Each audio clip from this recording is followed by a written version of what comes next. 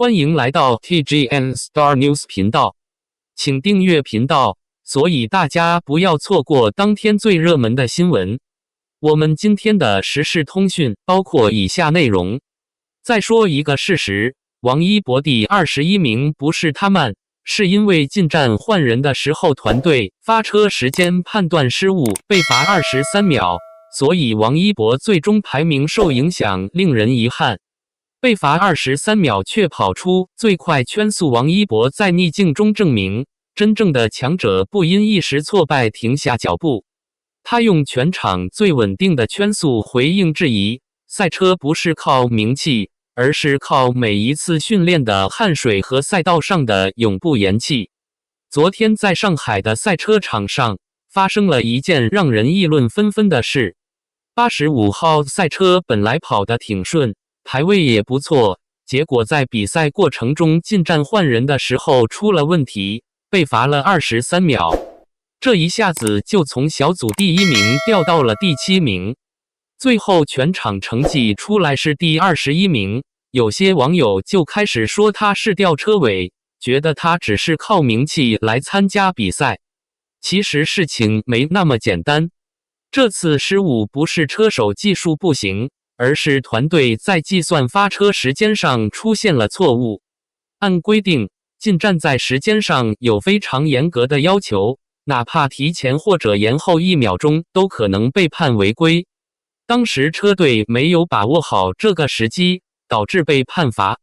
这对整个比赛节奏影响很大，原本领先的队伍一下子就落后了很多。但即使这样，王一博的表现还是很亮眼。虽然他知道这次已经被罚了，很难再追回来名次，但他并没有放弃。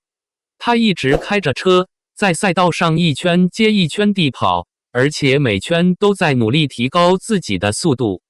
就算是在那种情况下，他还做出了最快圈速，平均每一圈的时间控制得很好，跟队友的成绩差不多。很多人不了解赛车这项运动，以为只要长得好看，有名气就能赢。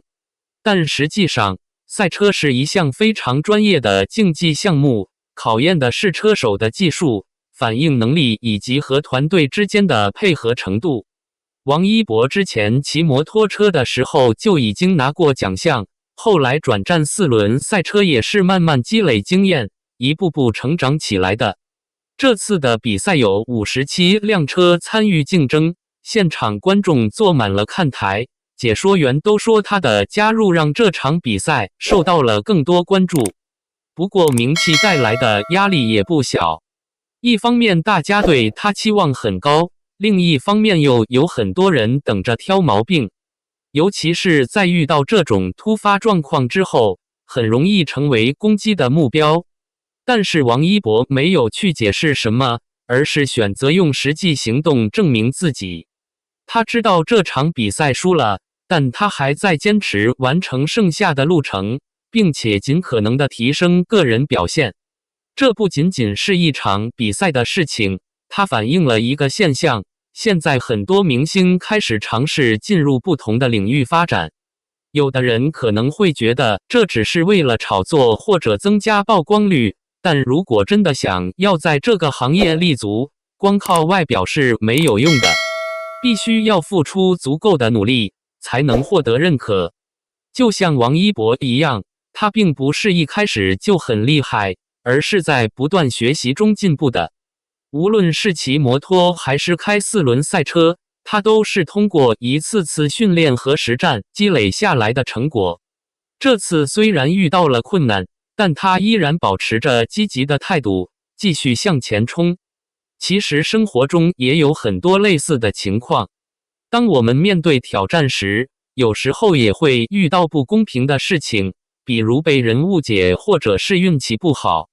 这时候最重要的是不能轻易放弃，要相信只要坚持下去就会有机会扭转局面。就像王一博那样，尽管被罚了23秒，可他依旧全力以赴完成了整场比赛。所以说，评价一个人不应该只看表面的成绩单，更要看他在逆境中的态度和行动。真正的强者往往能在困境中展现出更强的实力。王一博用自己的方式告诉所有人，他不是来玩玩而已，而是真心喜欢并且愿意为之奋斗的一项事业。王一博用实际行动证明明星也能靠实力在赛车圈闯出一片天。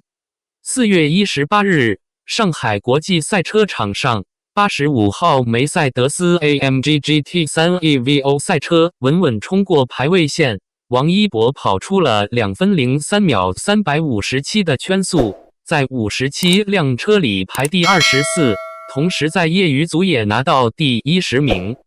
看起来成绩不是特别突出，可很多原本只是来看热闹的人一下子安静了下来，因为比他去年上海正赛的最好成绩快了接近1秒。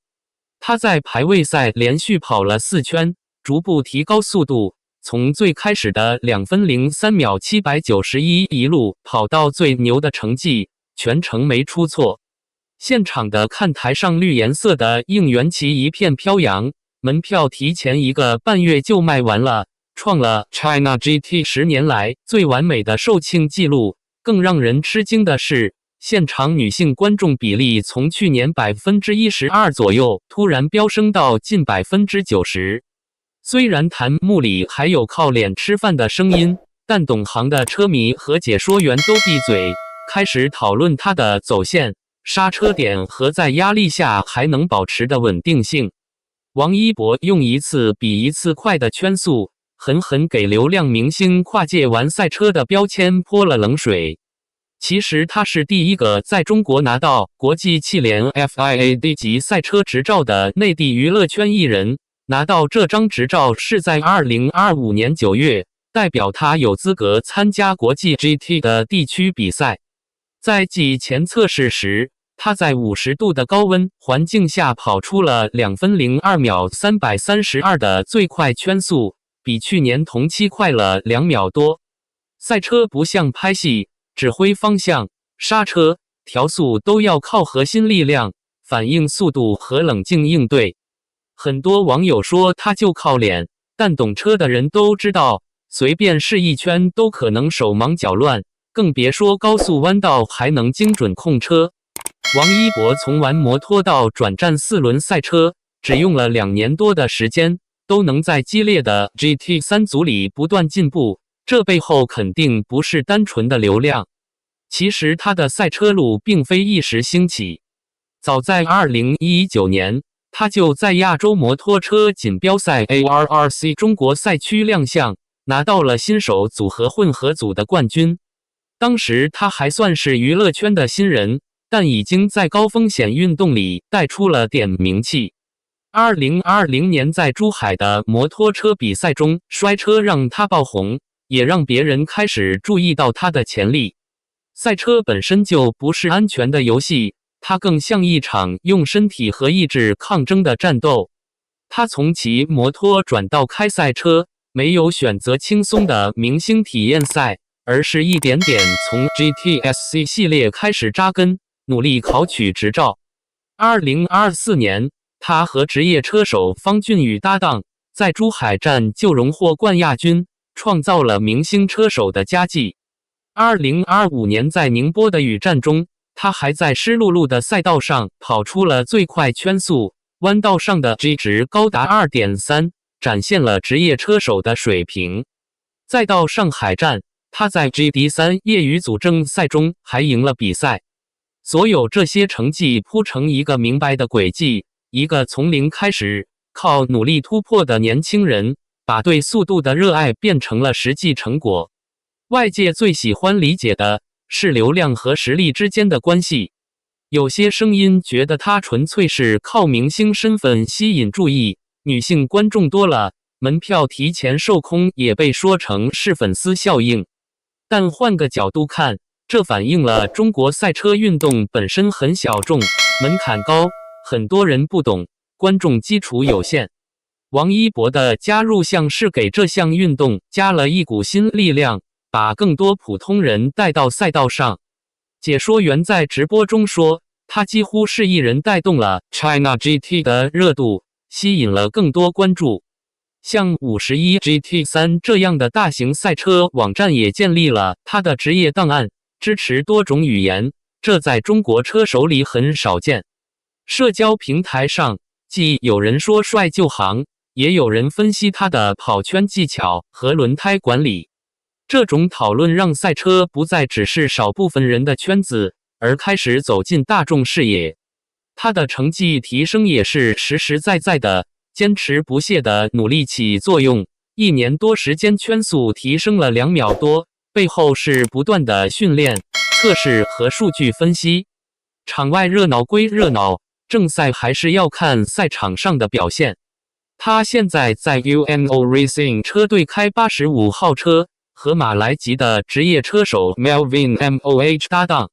新赛季第一站上海，虽然是职业车手占主导的高手过招，他作为业余组的车手还能保持不出错完赛，已经很可以了。